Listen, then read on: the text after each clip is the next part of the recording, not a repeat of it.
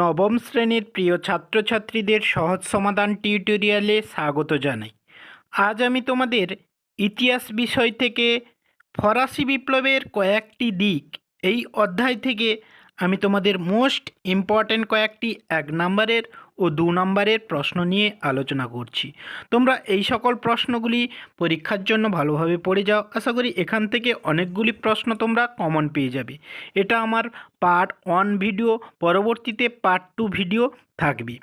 তোমরা দেখে নাও, প্রথম প্রশ্নটি দেখো, বিপ্লব বলতে কি বোঝায়? উত্তর হয়ে যাবে বিপ্লব বলতে বোঝায় প্রচলিত ব্যবস্থার দ্রুত ও কার্যকরী পরিবর্তন। 2 নম্বর প্রশ্নটি দেখে নাও, ফ্রান্সে বংশানুক্রমিক অভিজাতরা কী নামে পরিচিত ছিল? উত্তর হয়ে যাবে নোবিলিটি অব দ্য শোর্ট নামে পরিচিত ছিল। 3 নম্বর প্রশ্নটি দেখে নাও, কবে কোন বংশের শাসনকালে ফরাসি বিপ্লব ঘটে? উত্তর হয়ে যাবে 1789 খ্রিস্টাব্দে বুর্ব রাজবংশের শাসনকালে। 4 নম্বর প্রশ্নটি দেখে নাও, মোস্ট ইম্পর্ট্যান্ট একটি প্রশ্ন, ফরাসি বিপ্লবের সময় ফ্রান্সের রাজা কে ছিলেন? উত্তর হয়ে যাবে রাজা ছিলেন বুর্ববংশীয় ষোড়শ লুই। 5 নম্বর প্রশ্নটি দেখে নাও, ফরাসি বিপ্লবের সময় ফ্রান্সের রানী কে ছিলেন? উত্তর হয়ে যাবে রানী ছিলেন পূর্ববংশীয় মেরি আন্তোয়ানেত। 6 নম্বর প্রশ্নটি দেখে নাও, ক্ষমতা স্বতন্ত্রীকরণ নীতির প্রবক্তা কে ছিলেন? উত্তর হয়ে যাবে মন্তেস্কু। 7 নম্বর প্রশ্নটি দেখে নাও, কে প্রাক বিপ্লবকালে ফ্রান্সকে রাজনৈতিক কারাগার বলে অভিহিত করেছেন? উত্তর হয়ে যাবে দার্শনিক ভলতেয়ার। মোস্ট ইম্পর্ট্যান্ট একটি প্রশ্ন। 8 নম্বর প্রশ্নটি দেখে নাও, কে প্রাক বিপ্লবকালের ফ্রান্সকে ভ্রান্ত অর্থনীতির জাদুঘর বলে উল্লেখ করেছেন? মোস্ট ইম্পর্ট্যান্ট একটি প্রশ্ন। উত্তর হয়ে যাবে ব্রিটিশ অর্থনীতিবিদ অ্যাডাম স্মিথ। 9 নম্বর প্রশ্নটি দেখে নাও, সাকুলোত কাদের বলা হতো? উত্তর হয়ে যাবে ফরাসি বিপ্লবের সময় ফ্রান্সের শহর ও গ্রামের দরিদ্র নিঃস্ব ভবঘুরে প্রমুখ জনতাকে সাকুলোত বলা হতো। 10 নম্বর প্রশ্নটি দেখে নাও, তৃতীয় সম্প্রদায় কি গ্রন্থটি কে রচনা করেন? উত্তর হয়ে যাবে আবে সেইয়েস। 11 নম্বর প্রশ্নটি দেখে নাও, আর্থিক সংকট দূর করার জন্য রাজা ষোড়শ লুই কাদের অর্থমন্ত্রী নিয়োগ করেন? উত্তর হয়ে যাবে টুর্গো, নেকার, ক্যালন, ব্রিয়াকে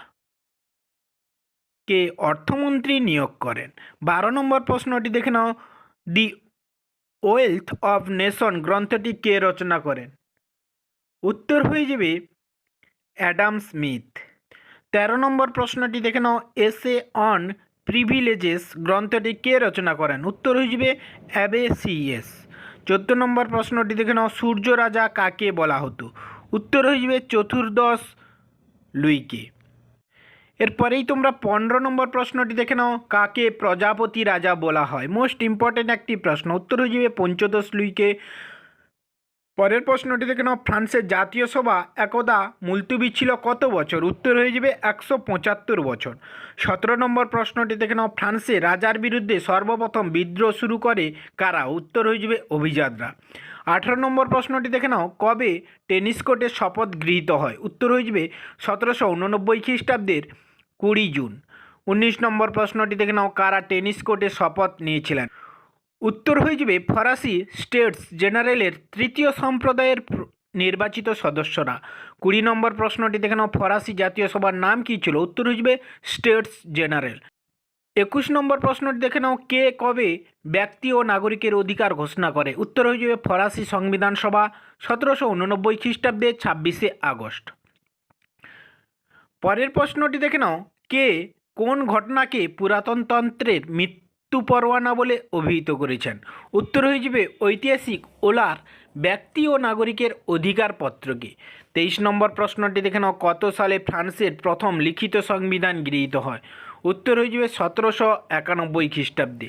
24 নম্বর প্রশ্নটি দেখে নাও, কত সালে রাজা ষোড়শ লুই ক্ষমতাচ্যুত ও বন্দী হন? উত্তর হয়ে যাবে 1791 খ্রিস্টাব্দে। 25 নম্বর প্রশ্নটি দেখে নাও, বিপ্লবের সময় ফ্রান্সের দুটি রাজনৈতিক দলের নাম লেখো। উত্তর হয়ে যাবে জিরোন্ডিস্ট ও জ্যাকোবিন। 26 নম্বর প্রশ্নটি দেখে নাও, সন্ত্রাসের শাসনের কয়েকজন নেতার নাম লেখো। উত্তর হয়ে যাবে হিবার্ট, দাঁতো, রোবসপিয়ার প্রমুখ। 27 নম্বর প্রশ্নটি দেখে নাও, কার প্রাণদণ্ডের পর ফ্রান্সে সন্ত্রাসের শাসনের অবসান ঘটে? উত্তর হয়ে যাবে রোবসপিয়ার। 28 নম্বর প্রশ্নটি দেখে নাও, মহীশূরের রাজা টিপু সুলতানের সঙ্গে কোন দলের সঙ্গে সংযোগ ছিল? উত্তর হয়ে যাবে জ্যাকোবিন। 29 নম্বর প্রশ্নটি দেখে নাও, পাদুয়ার ঘোষণা কে জারি করেন? উত্তর হয়ে যাবে লিওপোল্ড। এর পরবর্তীতে তোমরা কয়েকটি 2 নম্বরের প্রশ্ন দেখে নাও, কে কেন ফ্রান্সকে ভ্রান্ত অর্থনীতির জাদুঘর বলেছেন? মোস্ট ইম্পর্ট্যান্ট একটি প্রশ্ন। উত্তর দেখে নাও, বিখ্যাত অর্থনীতিবিদ অ্যাডাম স্মিথ ফ্রান্সকে ভ্রান্ত অর্থনীতির জাদুঘর বলেছেন। ফ্রান্সকে ভ্রান্ত অর্থনীতির জাদুঘর বলার কারণ, উত্তর হয়ে যাবে ফ্রান্সের প্রচলিত কর ব্যবস্থা ছিল বৈষম্যমূলক ও দুর্নীতিগ্রস্ত। 2 হয়ে যাবে ফরাসি সমাজে অধিকারভোগী শ্রেণী যাজক ও অভিজাতরা ছিলেন অধিকাংশ জমির মালিক, কিন্তু এজন্য তারা কোনো কর দিতেন না। অপরদিকে অধিকারহীন দরিদ্র কৃষকদের সমস্ত কর দিতে হতো। এর পরের প্রশ্নটি দেখে নাও, রাজনৈতিক কারাগার কাকে বলা হয় এবং কেন? উত্তরটি দেখে নাও, 1789 খ্রিস্টাব্দে ফরাসি বিপ্লবের পূর্বে বাস্তিল দুর্গ রাজনৈতিক কারাগার হিসেবে পরিচিত ছিল। বিপ্লবের পূর্বে ফ্রান্সে লেতোর দ্য ক্যাসে নামক গ্রেপ্তারি পরোয়ানার সাহায্যে রাজকীয় কর্মচারীরা যে কোনো ব্যক্তিকে গ্রেপ্তার করে বিনা বিচারে বাস্তিল দুর্গে আটক করে রাখত বলে একে রাজনৈতিক কারাগার বলা হয়। রাজতন্ত্র বিরোধী মনোভাব প্রকাশ করার অপরাধে দার্শনিক ভলতেয়ারকে ও বাস্তিল দুর্গে আটক করে রাখা হয়। পরের প্রশ্নটি দেখে নাও, ফিজিও ক্যাট নামে কারা পরিচিত ছিল? উত্তর দেখে নাও, ফরাসি বিপ্লবের পূর্বে ফ্রান্সে এক শ্রেণীর অর্থনীতিবিদের আবির্ভাব হয় যারা অবাধ বাণিজ্য ও বেসরকারি শিল্প রাষ্ট্রীয় কর্তৃত্বের বিরোধিতা করেন। এদের ফিজিও ক্যাট বলা হয়। এই মতবাদের প্রবক্তা হলেন কুইসনে, অ্যাডাম স্মিথ প্রমুখ। ধন্যবাদ সবাইকে। এর পরবর্তীতে তোমরা এই অধ্যায় থেকে আরও 2 নম্বর, 4 নম্বর ও 8 নম্বরের প্রশ্ন পার্ট 2 ভিডিওতে পেয়ে যাবে। তোমরা যারা এই চ্যানেলটি সাবস্ক্রাইব করোনি, সাবস্ক্রাইব করে পাশে থাকো এবং পাশে থাকা বেল আইকনটি প্রেস করে রাখো, যাতে পরবর্তী ভিডিওগুলি পেতে তোমাদের সুবিধা হয়। ধন্যবাদ।